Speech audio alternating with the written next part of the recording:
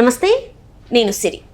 ఈరోజు చూసుకున్నట్టయితే చావా సినిమా అయితే రిలీజ్ అయింది. దీంతో ఇంతకీ అసలు శంభాజీ అంటే ఎవరు, అసలు ఈ చావా సినిమా స్టోరీ ఏంటి అనేది అందరిలో ఒక క్వశ్చన్ మార్క్ అయితే మిగిలింది.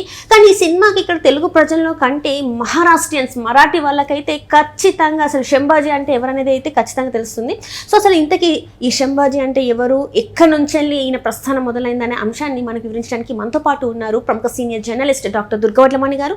నమస్కారం మేడం. నమస్తే అండి మేడం. ఇప్పుడు చూసినట్టయితే శంభాజీ చావా సినిమా ఇప్పుడు ఏదైతే నడుస్తుందో దానికి థియేటర్లో రెస్పాన్స్ కూడా చాలా బాగుంది. సో ఈ రెస్పాన్స్ చూసిన తర్వాత చాలామందికి అసలు శంభాజీ అంటే ఎవరు ఏంటి అని చెప్పేసి ఒక చర్చ కూడా మొదలైంది. దీని వెనకాల చూసుకుంటే ఛత్రపతి శివాజీ గారి పెద్ద కుమారుడు అని చెప్పేసి మనకి తెలుస్తుంది. అసలు ఏం జరిగింది, ఎందుకు శంభాజీ గారిని అంత క్రూరంగా చంపాల్సి వచ్చింది అసలు? అంటే మీకు మనకి మొఘలులు వచ్చాకే కదా ఇవన్నీ జరిగాయి. మనకి ఏమైందంటే ఈయన శివాజీ మహారాజ్ పెద్ద కొడుకు. అసలు శివాజీ పేరు చెప్తేనే మరాఠాల్లో ఒక అదని ఏమనాలి, వాళ్ళు అంటే మనకంటే తెలుగు వాళ్ళమైన మనకే ఇంత ఉడికిపోతుంటది మొత్తం అంతా. ఎందుకంటే ఆయన పరిపాలన కావచ్చు, హిందూ రాజ్య స్థాపన కోసం కావచ్చు, అసలు శివాజీ మహారాజ్ అంటేనే మనందరం కూడా మనలో ఒక రక్తం మరిగిపోవటమే కాదు, మనందరం కూడా ఒక ఆనందంతో ఉప్పొంగిపోతాం. ఎందుకంటే శివాజీ అనే పేరే చాలు. ఎందుకంటే వారి తల్లి జిజియాబాయి అంత బాగా పెంచారు. చాలా అంటే చిన్నప్పటి నుంచి కూడా మాతృదేశం గురించి కానీ దేశభక్తి కానీ ఆవిడ ముద్ద పెడుతూ అతనికి నేర్పించింది. సో అటువంటి ఛత్రపతి శివాజీ కొడుకు ఈయన శంభాజీ భోన్స్లే ఆయన. సో ఈయన ఛత్రపతి శివాజీ చనిపోయిన వెంటనే ఇతను సింహాసనం అధిష్ఠించారు. ఈయన పీరియడ్ చాలా తక్కువ, నాట్ ఈవెన్ 9 years అనమాట, 9 ఏళ్ళు లేదు మొత్తం మీద. ఈయన 1657 మే 14న జన్మించారు. ఈయన మరణం తీసుకుంటే మీరు 1589 మార్చి 11. అంటే మొత్తం ఆయన 26 సంవత్సరాలు కూడా బతకలేదని మనకు తెలుస్తుంది. శంభాజీని తర్వాత అతని సలహాదారు కవి కలష్ని, ఔరంగజేబు సేనాని ముకరబ్ ఖాను బంధించి తీసుకెళ్ళిపోతాడు అన్యాయంగా. తీసుకెళ్ళాక అసలు ఏం జరుగుతుందంటే, అసలు మీకు చావా అంటే ఏంటి? చావా అంటే పులిపిల్ల, మీకు తెలుసు. అంటే అంత పులిపిల్ల లాంటి వాడు, అంటే ఒక పులికి పుట్టిన బిడ్డ కాబట్టి ఇతని చావా అంటారు శంభాజీని. అంటే మీకు అసలు మరాఠా మనం తీసుకుంటే చరిత్ర, వాళ్ళు చాలా విషయాల్లో వాళ్ళని మనం ఆదర్శంగా తీసుకోవాలండి. ఈరోజు మనం వినాయక చవితి జరుపుకుంటున్నామంటే దానికి ఎక్కడ కారణం? మనకి ముంబైయే కదా. లోకమాన్య తిలక్ గారు దానికి ఆద్యులు. సో వాళ్ళకి అంటే మొత్తం మీరు మన భారతదేశాన్ని తీసుకుంటే, భారతదేశంలో మనకి అసలు స్వతంత్రోద్యమంలో విషయంలో కానీ, లేదు మాతృభూమి మీద మమకారం విషయంలో కానీ, వేటిని తీసుకున్నా మీరు మనకి మరాఠాస్ని మనం ఆదర్శంగా తీసుకోవాలి. మనం తమిళియన్స్కి భాషాభిమానం ఉంటుంది, మలయాళీస్కి భాషాభిమానం ఉంటుంది, ఇవన్నీ చెప్పుకుంటాం. అవి ఓకే, అవి ఒక పక్క.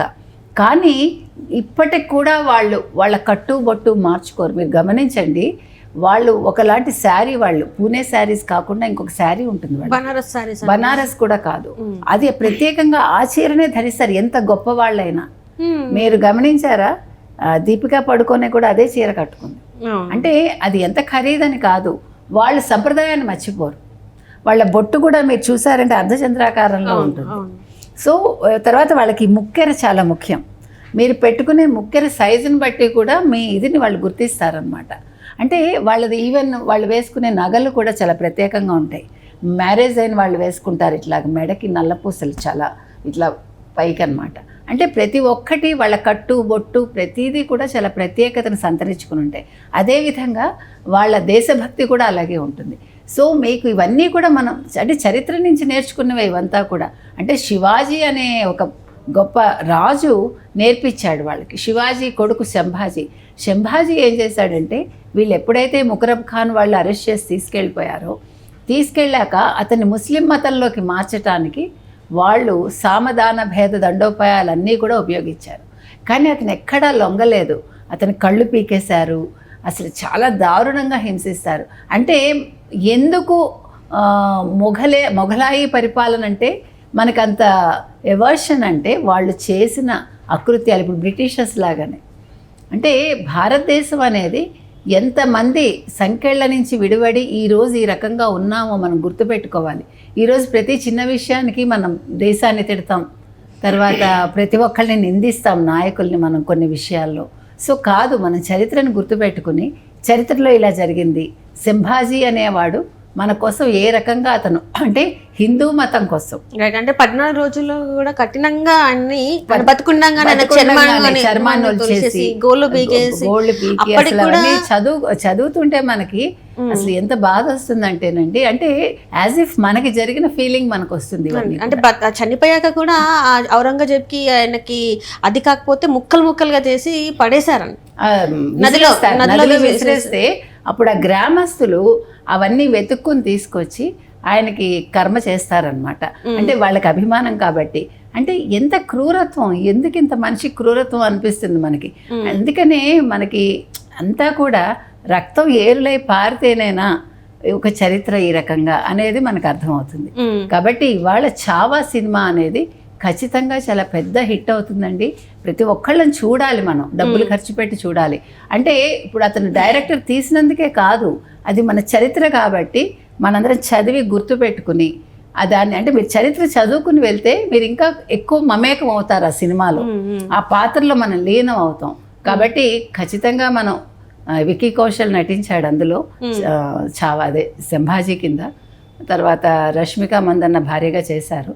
కాబట్టి ఈ సినిమా తప్పక చూడాలండి. ఇది పెద్ద సక్సెస్ని అందుకుంటుందని మనం భావిద్దాం. అండ్ అట్లనే ఇప్పుడు ఛత్రపతి శివాజీ గారి ఛత్రపతి అని ఎట్లా ఇచ్చారో ప్రజలు ధర్మవీరన్ అని చెప్పేసి బిరుదు ఇచ్చారు. సో సంభాజీ భోన్స్లే ధర్మవీర్ ఆయన. అంటే వీళ్ళందరూ కూడా ఏంటంటే మన దేశం కోసం ఎంత అంటే ధర్మం కోసం ఆయన వీరత్వాన్ని ప్రదర్శించారు కాబట్టి ధర్మవీర్ అనే ఒక బిరుదును ఆయనకి ఇవ్వడం జరిగింది. మత మార్పులు ఆఖరికి చావునైనా, ఎందుకంటే ఇది మనకి ఆల్మోస్ట్ 17వ శతాబ్దానికి 16కు వస్తుంది కాబట్టి 16కు వస్తుంది కాబట్టి మనకి ముస్లిమ్స్ మనకి 7వ శతాబ్దం నుంచి మనకి అంటే అసలు ముస్లిం రిలిజియనే మనం మాట్లాడుతున్నాం. అది అప్పుడు వచ్చింది కాబట్టి మనకి అంటే ఎంత మనం ఎన్ని రకాలుగా దాటుకుని ఈ రోజు కూడా హిందూ మతం ఈ రకంగా పరిఢవిల్లుతుందంటే ఎంతమంది వాళ్ళని త్యాగం చేస్తే మనం ఈరోజు ఈ రకంగా ఉన్నాము అనేది మనం గుర్తుపెట్టుకోవాలి. రైట్, అంటే మనం నేను ఒక దగ్గర విన్నాను మేడం, ఏంటంటే కొంతమంది ముస్లిమ్స్ వచ్చేసి మన దేశాన్ని పాలించిన మన కంట్రీ అనేది ముస్లింగా మారలేదు. అండ్ బ్రిటిషర్స్ వచ్చి 200 సంవత్సరాల పైన పాలించినా కూడా మన దేశం మన హిందువులుగానే ఉంది. కానీ బయట చూసుకున్నట్టయితే చాలా వరకు ఎన్ని కంట్రీస్ మారిపోయాయి. ప్రపంచంలో తీసుకుంటే ఒక హిందూ మతంగా ఇంకా పరిఢవిల్లుతుంది ఓన్లీ భారతదేశమేనండి. మీరు ఎన్ని దేశాలు తీసుకోండి అన్నీ కూడా మత మార్పిడులు జరిగాయి, ముస్లిం రాజ్యాలుగా మారిపోయాయి, ముస్లిం దేశాలుగా మారిపోయాయి. కానీ వాళ్ళ కొన్ని కంట్రీస్లో ఇంకా కరెన్సీ మీద మాత్రం మన హిందూ దేవతల బొమ్మలు ఉంటాయి, కానీ వాళ్ళ మతం మాత్రం ముస్లిం మతం ఉంటుంది. అంటే ఇప్పటి వరకు చూసుకున్నట్టయితే ఎంత వచ్చిన దేశం వరకు వచ్చేసరికి మాత్రం అంటే బయట ఎన్ని ఉన్నా దేశం అనేసరికి మాత్రం అందరు కలిసికట్టుగా యూనిటీగా వచ్చేసి దేశం కోసం పోరాడతాం అనేది ఇప్పటికి కూడా మనం గర్వంగా చెప్పుకోదగ్గ విషయం అని అనుకోవాలి. ఎందుకంటే అది ఈ మట్టిలో ఉండే గొప్పతనం, అది భారతదేశంలో ఏ ప్రాంతమైనా ఆ మట్టి గొప్పతనం అది. కాబట్టి ఇది మాత్రం ప్రతి ఒక్కళ్ళు గుర్తుపెట్టుకుని మనం హిందువులైనందుకు గర్వించాలి. మనం అంటే నిందించుకోవటం కాదు, మనం మన మతాన్నో లేకపోతే మన విశ్వాసాలనో మనం నిందించుకుంటూ బతికే కంట మనం దాన్ని గౌరవిస్తూ మనకి నచ్చిన రీతిలో మనం బతకాలి. At the same time Chhaava లాంటి సినిమా తప్పక చూడాలండి. చూసి ఎగ్జాక్ట్లీ చరిత్ర అనేది మనకు అక్కర్లేదని కొంతమంది గతంలో అన్నారు, కానీ ఏ చరిత్ర చూసినా ఏమున్నది గర్వకారణం శ్రీశ్రీ లాంటి వాళ్ళు రాశారు. కానీ చరిత్ర పునాదుల మీదే మన భవిష్యత్తు ఉందని మనం గుర్తుపెట్టుకోవాలి. రూట్స్ అనేవి ఎప్పుడు మర్చిపోకూడదు. Right thank you so much. Thank you.